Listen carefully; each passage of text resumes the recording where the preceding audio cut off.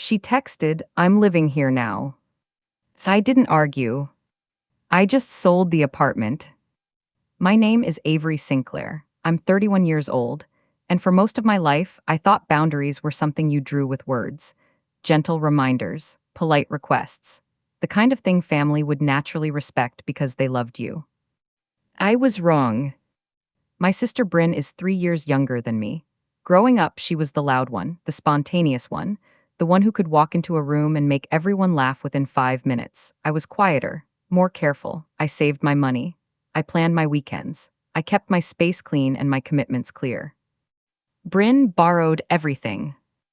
My clothes, my car, my Netflix password, my favorite earrings. She'd show up at my door with that wide smile and say, "Just for tonight," and I'd hand it over. Because that's what sisters do. That's what I told myself every single time. But borrowing turned into taking, and taking turned into assuming. And assuming turned into this. Let me back up. 2 years ago, I bought my first apartment. A one-bedroom in a decent neighborhood. Nothing fancy, but it was mine. I'd saved for 6 years. I worked overtime. I skipped vacations. I meal prepped and budgeted and said no to 1,000 little things so I could say yes to this one big thing. The day I got the keys, I sat on the floor of the empty living room and cried. Not sad tears, relief tears. Because for the first time in my life, I had something that was completely mine. A space no one could walk into without permission. A lock I controlled. A place where I could breathe. I hung a small painting above the couch. A landscape. Mountains at sunset. My mom gave it to me when I graduated college. She said, "Hang this somewhere that feels like home." It took me 9 years to find that place. Brynn came to the housewarming. She brought wine and complained about her roommate. She admired the exposed brick. She said, "You're so lucky, Avery. I could never save like you do." I didn't say what I was thinking. That luck had nothing to do with it. That I'd worked for this. That she could save too, if she stopped spending $300 a month on brunch and impulse purchases. I just smiled and poured her more wine. Because that's what you do. You keep the peace. You let things slide. You tell yourself it's not worth the fight. 3 months ago, my company sent me to Denver for a work project. 6 weeks, fully paid housing. It was a huge opportunity. A promotion was on the table if I did well. I was nervous but excited. The night before I left, Brynn called. "Hey, can I crash at your place while you're gone?" I hesitated. Why? My roommate's boyfriend is moving in. It's going to be so crowded. I just need a few weeks to figure out my next place. I should have said no. I should have felt that tug in my gut and listened to it. But she's my sister, and I was going to be gone anyway. The apartment would just sit empty. "Okay," I said, "but just while I'm in Denver, I'll be back mid-November." "Of course, thank you, Avery, you're the best." She had a key. I'd given her one for emergencies. I told her where the spare towels were. I reminded her to water my plants. I left feeling like I'd done a good thing. A sisterly thing. I should have known better. The first week in Denver was a blur. Meetings, presentations, late nights in a hotel room reviewing spreadsheets. I texted Brynn twice to check in. She sent back thumbs-up emojis and said everything was fine. Week 2, I called her. "How's the apartment?" "Great, really great, I love it here." Something in her tone felt off, too comfortable, but I was tired. I had a presentation in 6 hours I didn't press. Week 3, my mom called. "Brynn's really settling in, huh?" "What do you mean?" "At your place," she said she's redecorating a little, adding some personal touches. My stomach dropped. And she said what? "Oh, honey, don't be mad. She's just making it feel homier. You know how she is. She needs her space to feel like hers." I felt something cold slide down my spine. "Mom, she's staying there temporarily. She's not redecorating." "Well, she seems pretty happy. Maybe you two can work something out when you're back." Work something out? As if my home was suddenly a negotiation. I called Brynn immediately. "What did you do to my apartment?" "Relax, Avery. I just moved some things around. It looks better, trust me. You moved my things. Yeah, your couch was in a weird spot, and I brought in some of my own furniture. My bookshelf, my rug, it actually flows better now. I could barely breathe. Brynn, it's my apartment. I know, and I'm taking care of it. You should be thanking me. Thanking you? Yeah, it was so bland before. Now it actually feels lived in. I hung up. My hands were shaking. I wanted to scream. I wanted to cry. I wanted to fly home that second and throw her out. But I had 3 more weeks in Denver, a project to finish, a promotion to earn. So I did what I always did. I swallowed it. I told myself it was temporary. I told myself we'd talk when I got home. But that wasn't the worst part. 2 days later, I got a text. It was from Brynn. Hey, so I'm thinking I might stay a bit longer. My job search is taking longer than I thought. Hope that's okay. Not a question. A statement. I called her. No, that's not okay. I'm coming home in 2.5 weeks. You need to be out before then. Avery, come on. Where am I supposed to go? Anywhere, a sublet, mom and dad's. Your friend's couch, I don't care, but you can't stay in my apartment. You're being really selfish right now. I almost laughed. I'm being selfish. Yes, you have a whole apartment. I have nowhere to go. You'd really kick your own sister out. You were supposed to leave at the end of October. It's almost November. This wasn't the deal. She sighed loudly. Fine, I'll figure something out. She didn't. I know because a week later, my neighbor texted me. Hey Avery, just checking. Is your sister moving in? She mentioned she's signing up for mail forwarding to your address. My vision blurred. Mail forwarding. She was establishing residency. I called Brynn again. She didn't pick up. I left 3 voicemails. Finally, she texted back. Stop freaking out. I just need a permanent address for job applications. It's not a big deal. It was a big deal. Because in my state, if someone receives mail at your address for 30 days, they can claim tenancy. And if they claim tenancy, you can't just kick them out. You have to formally evict them. And evictions take months. I felt the walls closing in. I called my mom. Mom, Brynn is trying to establish residency at my apartment. She's not leaving. Oh, honey, she's just going through a rough patch. Can't you help her out a little longer? I've been helping her out. This was supposed to be temporary. Family helps family, Avery, you know that. She's taking over my home. Don't be dramatic, she's just staying there. She moved in her own furniture. She's forwarding her mail. She's not asking permission anymore. Well, maybe you two should sit down and talk about a roommate arrangement. You have the space. I felt something inside me crack. I don't want a roommate, I want my home back. She's your sister, not some stranger. That's the problem, Mom. She's treating my home like it's hers. Because you're letting her. I hung up. I sat on the hotel bed and stared at the wall. If your sister moved into your apartment without asking, would you let her stay? I couldn't. But nobody else seemed to understand that.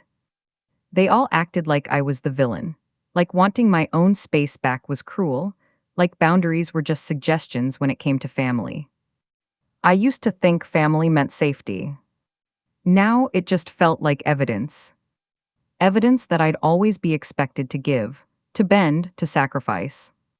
Because that's what good sisters do. I didn't sleep that night. I lay in the dark and thought about every time I'd let Brynn take something. Every time I'd said yes when I wanted to say no. Every time I'd swallowed my frustration because keeping the peace was easier than standing my ground. And I realized something. This wasn't about the apartment. It was about me. I'd spent my whole life being the accommodating one, the responsible one, the one who gave and gave because asking for anything back felt selfish. But Brynn never gave back. And she took. And she kept taking because I kept letting her. Not anymore. The next morning, I called a real estate lawyer. I own an apartment. My sister is living there without a lease. She's trying to establish residency. I need her out. The lawyer listened, she asked questions, she explained the law. If she's been there less than 30 days and hasn't signed anything, you can still remove her without a formal eviction. But if she hits that 30-day mark and has mail coming to that address, it gets complicated. She's been there 7 weeks. A silence. Then you'll need to file for eviction. It could take 2 to 4 months. What if I sold the apartment? Another pause. If you sell the property, the new owner takes possession. Your sister would have to leave when the sale closes. She'd have no legal claim to a property you no longer own. Something clicked. How fast can I sell? Depends on the market. But if you price it right and find a motivated buyer, it could close in 3 to 4 weeks. I felt my heartbeat steady. What do I need to do? She walked me through it. List the property, disclose the occupant situation, price it slightly below market to attract cash buyers, find someone who wants a quick close. And my sister.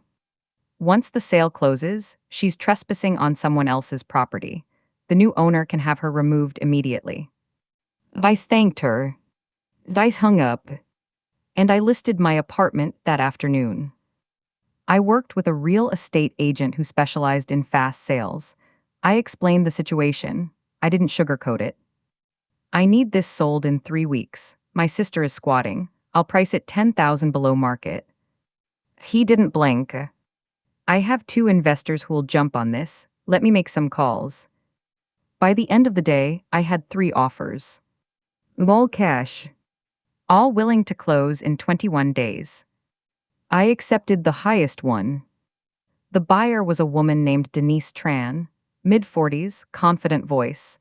She'd been looking for an investment property. She didn't care about the occupant issue. I'll handle it, she said. Once I own it, she's out. I signed the contract. I didn't tell Brynn. I didn't tell my parents. I just kept working, kept going to meetings, kept pretending everything was fine. Because the best revenge isn't loud. It's silent. And it's legal. 3 weeks later, the sale closed. I flew home the next day. I landed at noon. The apartment was mine until 5 p.m. technically. After that, the keys transferred to Denise. I took an Uber straight there. When I walked in, I barely recognized it. Brynn had rearranged everything. My couch was gone, replaced with hers. My coffee table was shoved in the corner. Her clothes were everywhere. The kitchen counter was covered in her makeup. Her shoes lined the entryway. My painting, the one my mom gave me, was leaning against the wall, facing backward. Replaced with some cheap poster of a beach. I felt my hands curl into fists. But I didn't yell. I didn't confront her. I just walked into the bedroom. Brynn was on my bed on her phone. She looked up. So you're back. I am. Cool, I made spaghetti last night. There's leftovers in the fridge if you want some. She said it so casually. Like she was doing me a favor. Like this was her place. I took a breath. Brynn, you need to pack. She frowned. What? You need to pack your things today. Avery, I told you, I don't have anywhere to go yet. That's not my problem anymore. She sat up. What are you talking about? I sold the apartment. A silence. Her face went pale. You what? I sold it. The new owner takes possession at 5 p.m. You have 4 hours to get your things out. She stared at me. You're lying. I pulled out my phone. I showed her the closing documents, the signed contract, the transfer notice. Her hands started shaking. You can't do this. I already did. But I live here. No, you were staying here temporarily, and that time is up. And she stood up. You're kicking me out. The new owner is, I don't own this place anymore. You sold it just to get rid of me. I sold it because you refused to leave, because you moved in without asking, because you changed my home without permission, because you tried to establish residency so I couldn't remove you." Her mouth opened, closed. Mom and Dad are going to hear about this. They already know, I told them this morning. That was a lie, but I didn't care. She grabbed her phone. "This is insane, you're insane. 4 hours, Brynn, after that you're trespassing." And I walked out. I went to a coffee shop 2 blocks away. I ordered a latte, I sat by the window. And I waited. At 4:30, I got a call from Denise. "I'm outside, movers are here, your sister's still inside." And yes, good, I'll take it from here. And I walked back. When I got there, Denise was standing in the hallway with 2 movers and a police officer. Brynn was in the doorway, her face was red, her eyes were puffy. "You can't do this," she said to Denise. "I own this property now. You don't. You have 10 minutes to take your personal belongings and leave, or the officer will escort you out." "This is my sister's apartment." It's mine now." Brynn looked at me. "Avery, please." I didn't say anything. The movers started bringing out her furniture, her couch, her bookshelf, her boxes. Brynn stood there, shaking. "Where am I supposed to go?" I finally spoke. "You'll figure it out, you're spontaneous, remember?" She looked at me like I'd slapped her. The officer stepped forward. "Ma'am, time to go." She grabbed 2 bags, she walked past me without looking. And then she was gone. Denise handed me a check. "For the painting, I saw it leaning against the wall, figured it was yours." I looked down. It was a small amount, $50. "You didn't have to." "I wanted to, consider it a thank you. You gave me a great deal." I took the check. She smiled. "Good luck, Avery." "You too." I walked back into the apartment one last time. It was empty now, except for my painting. I picked it up, I turned it over. "Mountains at sunset." I ran my thumb along the frame. And I left. My mom called that night. "Brynn is at our house, she's hysterical. What did you do?" "I sold my apartment." "You sold it to punish her." "I sold it because she wouldn't leave." "She had nowhere to go, Avery." "She had 7 weeks to figure that out." "You're her sister." "And she's mine, but that didn't stop her from taking over my home." Family doesn't do this to each other. I felt that familiar ache in my chest, the one that came every time I disappointed someone. But this time, I didn't let it win. "You're right, Mom. Family doesn't do this to each other. They don't move into your home without asking. They don't ignore your boundaries. They don't establish residency so you can't remove them." And she made a mistake. No, she made a choice, and I made mine. "You've always been so cold, Avery." I hung up. I didn't cry. I didn't call back. I just sat on my hotel bed and stared at the painting. Hang this somewhere that feels like home. I didn't have a home anymore. But I had something better. I had my boundaries back. The next few days were hard. My dad called, he didn't yell, he just sounded disappointed. "I thought you were more mature than this." Brynn posted on social media. Vague things about betrayal, about blood being thicker than water, about people who abandon family. She didn't name me. But everyone knew. I got texts from cousins, from old friends, asking what happened, asking if it was true. I didn't explain. I didn't defend myself. Because the people who mattered already understood. And the people who didn't weren't worth convincing. I stayed in Denver another week to finish the project. I got the promotion. I moved back to a new apartment, smaller, cheaper, but mine. I hung the painting above the couch. And I changed my locks. 2 months later, Brynn texted. "Can we talk?" I didn't reply. A week after that, she called. I let it go to voicemail. Avery, I'm sorry. I didn't realize how much I hurt you. I was being selfish. I didn't think you'd actually sell it. Can we please talk? I miss you. I listened to it twice. Then I deleted it. Not because I didn't care, but because I'd spent 31 years caring too much. I'd bent, I'd accommodated, I'd given and given until there was nothing left. And I was done. 3 months later, I ran into Brynn at a family wedding.